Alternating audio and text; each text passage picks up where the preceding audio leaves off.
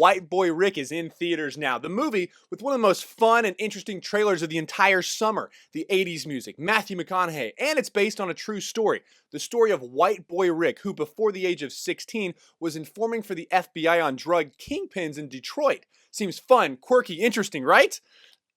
Not so much. I'm Ben Davies, this is Pure Hollywood.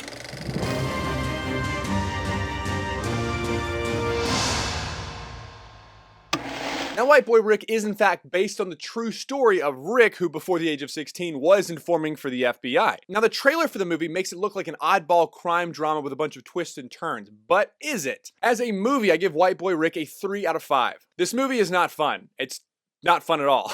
Now, they make you think it will be from the trailer, but the movie could not be more opposite, and that's not really the point of the movie. It's still good in its own right. The movie is simply as depressing as the current state of Detroit is. People in poverty, drug dealers destroying lives and taking what little they do have, and completely corrupt politicians, and cops and judges who let this cycle continue. Now, this still would be pretty fine if any of the characters were redeemable, but they're not. So it really makes it hard to root for anyone, even Rick or his father. I mean, you want Rick and his father to be fine, but keep breaking the law, dealing drugs, and selling guns. And guess what? It really doesn't go that well for them, but it's still a pretty interesting movie. As a film, I'll give White Boy Rick a 3 out of 5. Like I said, this movie is not enjoyable to watch, but there are some really interesting moments to be taken away from it. Rick, who like I said is under the age of 16, complains that he can't make any money, but does he get a minimum wage job? Finish school? Do they want to leave this hellscape of Detroit? Nope, they decide to get into drugs. And where do you get money from drugs? From addicts who have literally nothing left, who are giving everything they have to this drug. And you know, a few wealthy people who are corrupt sprinkled in there as well. It's truly awful and portrayed really well by the director, who managed to capture all these moments and still had some fun energy in it throughout the movie. They also did a really good job of sticking to the true events, and if you enjoy movies like this based on a true story, check out the History vs. Hollywood page for all the information on the backgrounds. They really did a good job of following that. They also do a great job of showing the corrupt nature of many of these cities, the legal systems, even the mayor in this movie, and corrupt cops everywhere. There were 80 cops that were brought down because of White Boy Rick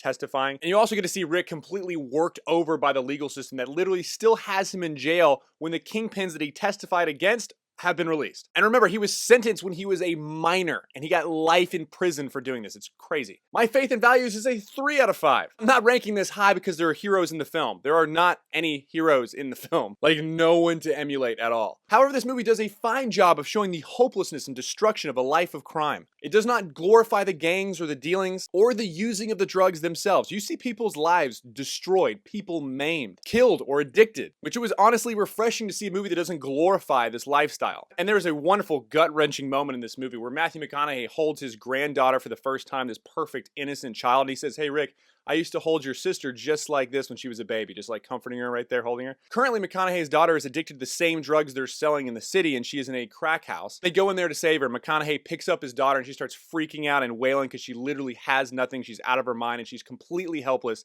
And he's just holding her, crying, just like he did the baby in a few scenes before. It's absolutely gut-wrenching, and it shows that cycle and the destructive capability of these kind of drugs on the streets. Anyway, like I said, this movie is not fun to watch, but if you enjoy these kind of realistic crime dramas that have some backstory and true story elements to it, go check it out. It's a pretty strong film. I'm Ben Davies. This is Pure Hollywood.